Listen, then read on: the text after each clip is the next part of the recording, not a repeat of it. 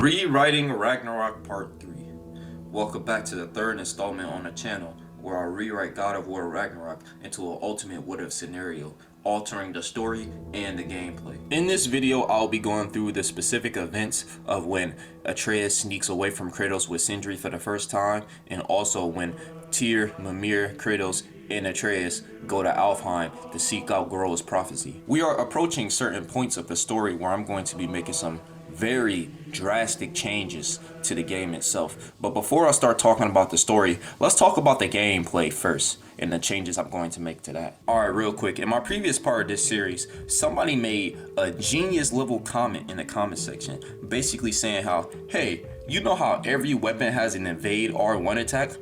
Why not give them an invade R2 attack as well? Which is exactly what I'm going to be doing. So y'all know this move right here for the Blaze of Chaos? Well, instead of that being an invade R1 attack, I'm going to be changing it to an invade R2 attack, and the evade R1 attack is going to be replaced with retreating slash from 2018. And as for the Leviathan X, the evade R1 attack is going to be the same, but the evade R2 attack is going to be River of Knives. So instead of holding R1 to do it, you have to evade and press R2. And I will be replacing the hold R1 attack with Strike of the Utgard, which is one of the runic attacks. If you look in the skill tree for the Blaze of Chaos, you'll notice that the Scorch sweep attack, if you upgrade it some more, you'll be able to do 2 additional sweeps by pressing R1 2 more times. And as for the axe, you'll be able to upgrade the Whirling Storm attack in the skill tree as well. And if you upgrade it, you'll be able to do it 2 more times in a row, and the animation will be basically Nord's Tempest, which is the light runic attack. So I'm combining both of those moves together. But that's all I'm going to change about the combat for now. Let's get into the story itself. We have reached the part of the story where Tyr has been rescued, and now Kratos and Mimir are alone in a room, and they're having doubts of where this plan is going to go. Atreus overhears their conversation, and he makes a mental plan in his head until Sindri interrupts them, and then he tells Sindri about his plan to leave to Midgard and convince Freya. But this time, Sindri is able to talk him out of it. Sindri does not talk him out of it entirely.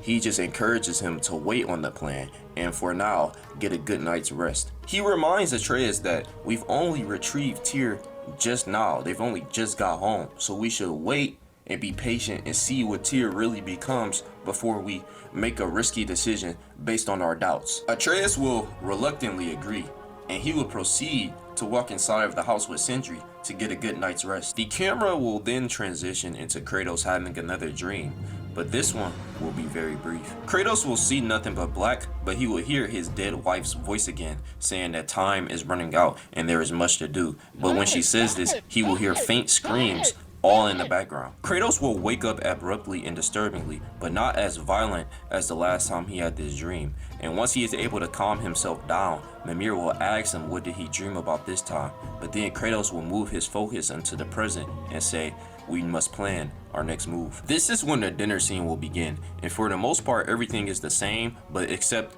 for Kratos and Mimir already knowing the plan, and so is Tyr. They will not know the plan, and they will have to come up with it while they're eating. Kratos will inform Tyr about all the shrines that they found on their journey, and this is when Mimir will bring up that they should look for one in Alfheim. To all of my squirrel fans out there, do not worry, Ratatoskr is still in the game. And as for Alfheim itself, conceptually, story-wise, it's going to be pretty much exactly the same, except Atreus has never heard of Ironwood at all at this point. And the only thing I'm going to be doing is making some gameplay changes. For the light elf enemies, you know how they have that charge slash attack that they do towards you? Not only will you be able to block, parry, dodge, you'll also be able to hop over it and punish it with a ground pound. Now, if you're not familiar with the hop mechanic, I suggest you go back and watch part 2. On pillars where you can swing from, there will sometimes be a flying elf flying near it trying to shoot you. Here you will be able to swing on the pillar and press R3 near the elf to do an execution, where he throws the elf on the ground using his blades. The levels can be designed to when at times you will swing on multiple pillars in a row without stopping. This is a little similar to the platforming in the old games, but not quite. All stun enemies will give out different execution options. One will be the usual execution, and the other one will be a throwing execution, doing damage to surrounding enemies. And finally, I will be slightly changing how the level looks. When they reach near the light of Alfheim, there will be huge floating twilight stone cubes floating around the sky. They can be used in combat as well, but others will be so high around them that it will be hard to reach. But other than that, everything in Alfheim is the same. The only really difference is Atreus has never heard of Ironwood until now, so he is convinced by Mimir that it's not really real. When they return from Alfheim, they will begin the second dinner scene, where Tyr hypes Atreus' head up, which angers Kratos and puts the two into an argument. When Atreus storms into his room and Sindri joins him, Atreus will decide to sneak out and go to Midgard. He wants to show his father not only that the prophecy is true, but also that he is more than just a son and is capable of doing things on his own.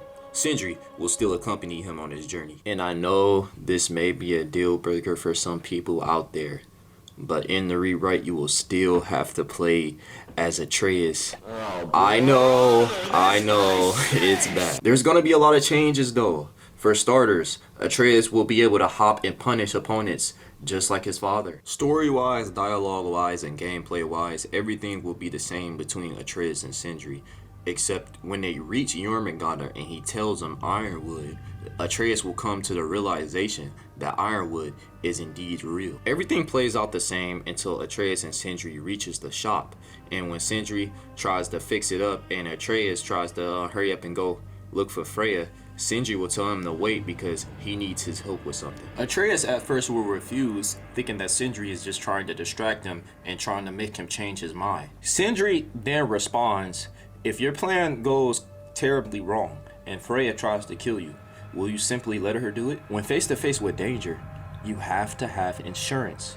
Come and help me fix up my shop and I'll make it worthwhile." As they are fixing up the shop, this is the moment when Sindri brings up to Atreus how he needs his opinion on his story of how Brock died. I will be adding more details to how Brock died. So originally, there was an accident in the forge, and that's how he died. But in the rewrite, I'm going to be adding a little more to that. So basically, somebody gave Brock and Sindri a commission to create a weapon that is fit for a giant, but the forge that they had at the time was not capable of making such a weapon. But them being overly ambitious to prove themselves as blacksmiths, they took the commission anyways. He proceeds to tell Atreus about how he was only able to retrieve 3 parts of his soul and how he's been keeping it a secret this whole time.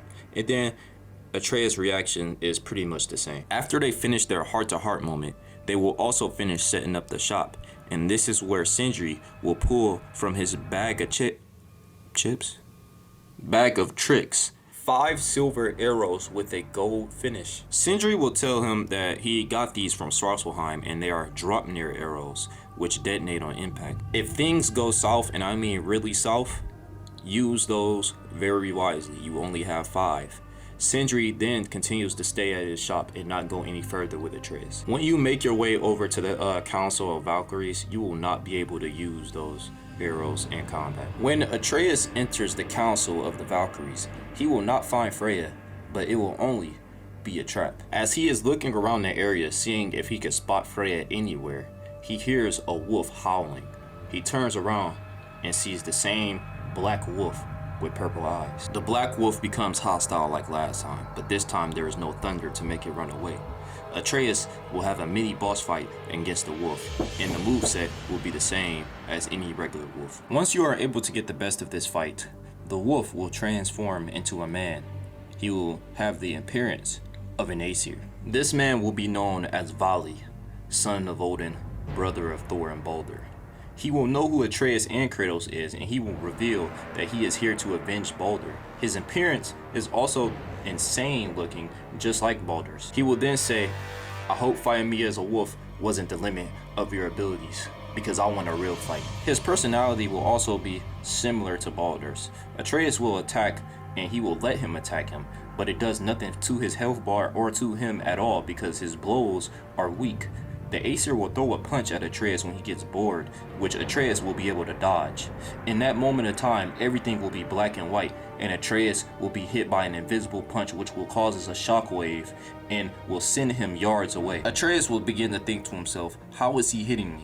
As his nose begins to bleed. Vali will then walk up to him calmly and say, "I said I wanted a real fight." Atreus will get mad and try to hit him again, but it does nothing to him. Volley then tries to attack Atreus again, and most of the time Atreus is able to defend, but it doesn't matter because he gets hit by an invisible blow, doing lots of damage to him. Once Atreus is barely able to stand, the man will grab Atreus and throw him hundreds of feet into the air, sending Atreus into the frozen lake of the Nine. Right before Atreus hits the ice, Vali will then catch his fall. He will then start choking Atreus with one hand, which will act as a hopeless QuickTime event, where Atreus desperately tries to kick Vali in the face using R1. Vali, every time he gets hit, begins to laugh hysterically. Sindri will appear out of nowhere and ask Atreus what is happening. This will cause Vali to look towards Sindri's direction. Atreus will then yell at Sindri and tell him to get out of here as he begins to transform uncontrollably. Atreus turns into a bear and bites out of the chokehold, tossing Vali a couple of yards away. Atreus charges as a bear, but Vali gets up and makes quick work of him, every punch thrown causing a shockwave in the atmosphere. This sends Atreus back into his human form quickly, gasping for air and coughing up blood. Atreus is terrified as Vali walks up to him. He tells Atreus, "You were never ready to step out of your home. Mistletoe won't do the job this time, but do not worry.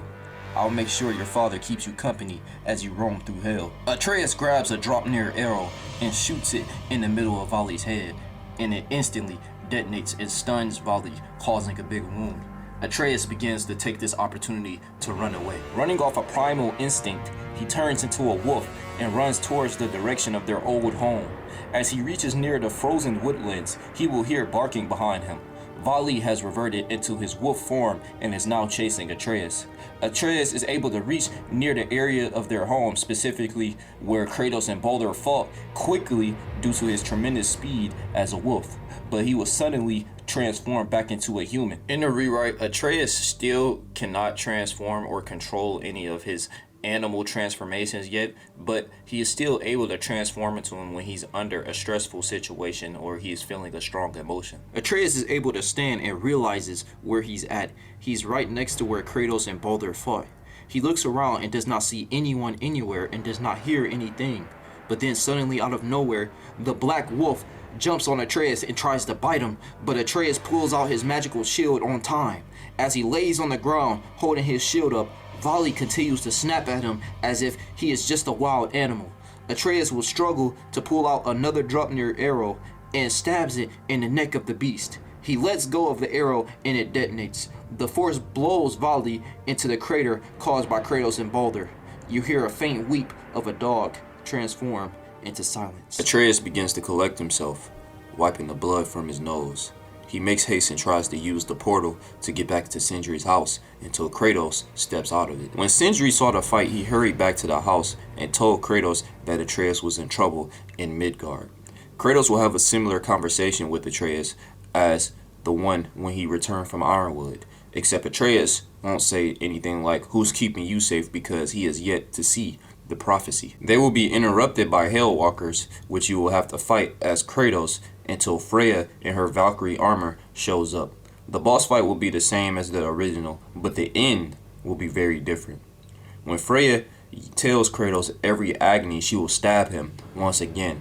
Atreus will get mad and try to step in, but not as a bear, but as a human, and he gets knocked out. Freya will pick up the body of Atreus and look at Kratos and say, "A son for a son," and then she will use her Valkyrie wings to fly away. As she takes off, Kratos will use his blades to stab into her back as she flies, sending Kratos in the air with him.